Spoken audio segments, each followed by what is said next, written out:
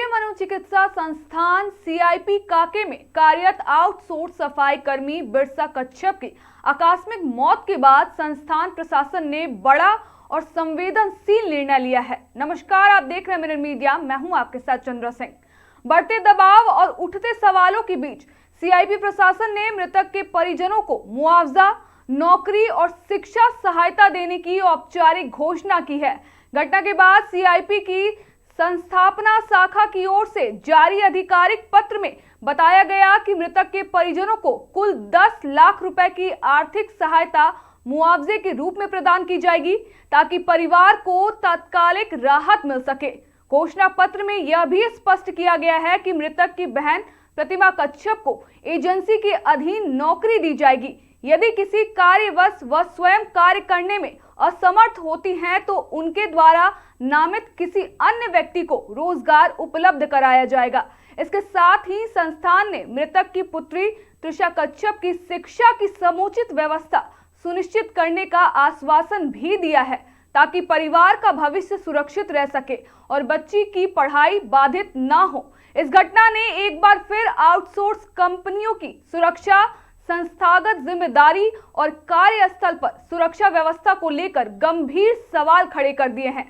हालांकि त्वरित राहत से परिजनों को कुछ संबल अवश्य मिला है, लेकिन सबसे बड़ा सवाल यही बना हुआ है कि क्या भविष्य में ऐसी घटनाओं को रोकने के लिए ठोस और अस्थायी कदम उठाए जाएंगे।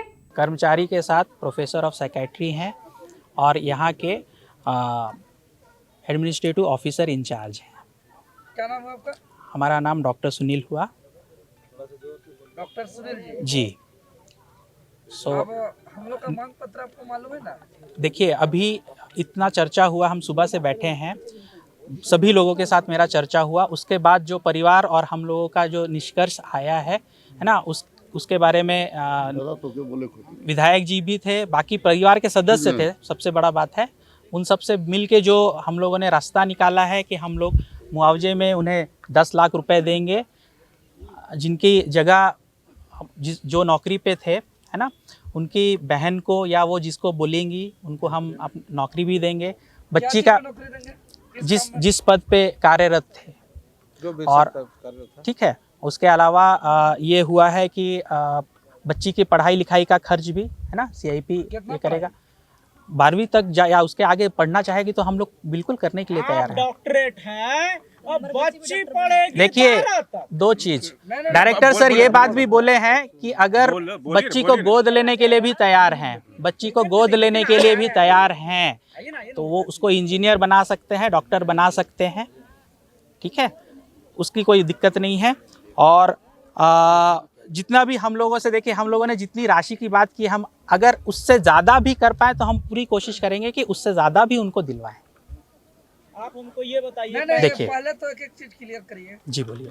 कि सबसे बड़े बच्चा का भविष्य, क्योंकि उनका बिल्कुल माँ और पिताजी अब कोई नहीं रहा, और जिस ड्यूटी के लिए इसको अपॉइंटमेंट किया गया था उसके हट करके उसका अपना बंगला में जो है कि पेड़ पे चढ़ाया गया। मैंने पूरा का पूरा जिम्मेवारी यहाँ का डायरेक्टर का इस घटना का, इसको एक्सेप्ट करते हैं ना? देखिए, एक्सेप्ट करते हैं कि नहीं? देखिए, दो चीज समझिए। नहीं, एक्सेप्ट करते हैं ना कि ये डायरेक्टर के वजह से जो है कि जिसके लिए अपॉइंटमेंट किया गया था उसको हट करके जो ड्यूटी कराया गया, इसके वजह से उनका मौत हुआ। इस मौत का जिम्मेवारी डायरेक्टर को है, इसको तो पहले स्वीकार करिए। देखिए, स्वीकार है ना?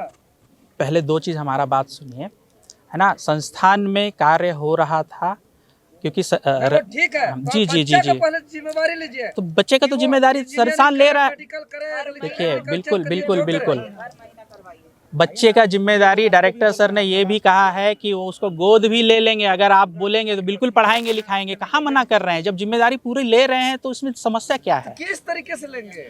अब आप देखिए, अब ये बताइए कि हम कैसे किसी व्यक्ति के बारे में हम कैसे निर्णय ले सकते? उसका परिवार ना हमको बताएगा कि इसको हम ये बनवाना चाह रहे हैं, तो परिवार का सदस्य जो बोलेगा वो करवाया जाएगा। और कैसे करेंगे? जो मुआवजा का अमाउंट होता है कितना रहे, ये पूरा फ्यूचर तक रहता नहीं है। देखिए, बात उनका पढ़ाई लिखाई, बिल्कुल पढ़ के ही आप यहाँ पे प्रोफेसर बने हैं। हम यहाँ से प्रोफेसर नहीं बने हैं, ठीक है। हमने देखिए, जो भी बात है, हम लोगों को आपसे ज्यादा बच्चे के भविष्य के बारे में चिंता थी, इसीलिए हम इतनी देर से बैठ के सब लोग परिवार से करिए, मैंने क्या उसको किताब सिर्फ दीजिएगा, सिर्फ बैग दीजिएगा। अब देखिए, सरकारी में अब एक बात, कहाँ अब एक पढ़ेगा? बात बताइए कि आप एक पत्र में क्या क्या लिख सकते हैं? आप यही बताएंगे ना कि जितना पढ़ाई बच्ची कर सकती है उसका मुआवजा, उसका खर्चा संस्थान उठाने के लिए तैयार है। अब ये बताइए कि अब आप ये बताइए, अब विद्यालय हम कैसे डिसाइड करेंगे ना? बच्ची का इच्छा अगर कहीं पढ़ने का है, आप बोल दीजिएगा ये विद्यालय, उस विद्यालय में दूसरी शिक्षा नहीं होती है, दूसरी इच्छा। अरे डीपीएस और श्यामली के गांव का सरकारी स्कूल कहाँ, हम ये सब कोई जाने, कहाँ पढ़ेगी अरे बच्चा? हम कैसे बताएंगे? माता बच्ची पिता है देखिए नहीं अब। देखिए, आप बात समझिए, आप नहीं जानेंगे तो- आप एक बात समझिए, आपका खाने का इच्छा है चिकन, और हम बोलेंगे कि हम मटन जबरदस्ती खिलाएंगे। देखिए कल एक यहाँ पे आउटसोर्सिंग एजेंसी के एक कर्मी थे बिरसा, उनकी जो है मृत्यु एक पेड़ के टहनी काटने के दौरान हो गई थी। और चूँकि वे आउटसोर्सिंग एजेंसी के कर्मी थे और यहीं पास के बस्ती चामा नगरी के रहने वाले थे, तो आज उनका जो है विधिवत पोस्टमार्टम इत्यादि करवाया गया है और उनके परिजनों को सुपुर्द किया गया है। और जो अस्पताल सीआईपी प्रबंधन है प्लस जो एजेंसी है, उनके सम्मिलित प्रयास से 10 लाख का जो है मुआवजा इनको दिया गया है और उनको एक रिटन डॉक्यूमेंट भी घोषणा पत्र के रूप में दिया गया है। और चरणबद्ध तरीके से जो उनके परिजन हैं या उनकी जो बच्ची है, एकमात्र बच्ची है, उनके खाते में जाएगी। और कुछ और भी इनके जेन्युइन ग्रीवांसेस थे जो लोकल मजदूर हैं, जैसे कि जो आउटसोर्सिंग एजेंसी है उनके द्वारा कुछ ग्रजेस थे, तो उनको भी सीआईपी प्रबंधन से मिलकर बातचीत की गई है। और जो एजेंसी है उसको भी बोला गया है कि भाई आप जो आपके कर्मी हैं उनका सम्यक रूप से ख्याल रखें। और अभी जो है समस्या का जो भी था यहाँ पे जाम की जो भी समस्या थी उसको क्लियर करा दिया गया है और उनके परिजनों को एक जो सीआईपी प्रबंधन के स्तर से जो लिखित घोषणा पत्र वो भी दे दी गई है, उनका अकाउंट नंबर इत्यादि भी लिया गया है और जल्द ही उनके खाते में जो तयशुदा जो आज राशि हुई है वो जमा की जाएगी। 10 लाख रुपया कुल राशि का ये हुआ है, तय हुआ है। डिमांड तो ज़्यादा था बट 10 लाख रुपए का तय हुआ। चरणबद्ध तरीके से वो उनके बच्चे के खाते में जाएगी। उनके परिजन को जो आउटसोर्सिंग एजेंसी है उसमें नौकरी भी दी जाएगी। सर एक बड़ा समस्या है यहाँ पर जो कर्मचारी लोग हैं उन लोगों का समस्या है कि अंदर में हम लोग के साथ व्यवहार किया जाता है, उसके माध्यम उसके लिए आज मैंने सीआईपी प्रबंधन से भी बात किया है। माननीय विधायक जी भी थे यहाँ पे और स्थानीय जनप्रतिनिधि भी थे, तो उनसे एक बोला गया कि आप एक ग्रीवांस रिड्रेसल सेल बनाइए ताकि जो ये संविदा पे कर्मी हो या आउटसोर्सिंग एजेंसी के कर्मी हो, यहाँ सीआईपी के स्थायी कर्मी हो, उनकी जो भी जेन्युइन समस्या है, चाहे वो सेवा शर्त से संबंधित हो, वेतन पारिश्रमिक इत्यादि से संबंधित हो या किसी के द्वारा दुर्व्यवहार इत्यादि किए जाने से संबंधित शिकायत हो, तो उसका एक शिकायत का सम्यक रूप से एक प्लेटफॉर्म बने ताकि एक प्रबंधन की यहाँ जो व्यवस्था है, जो प्रबंधन के स्तर से उस समस्या का समय रहते निदान हो जाए, तो वो फिर आगे स्प्रेड आउट समस्या नहीं होगी।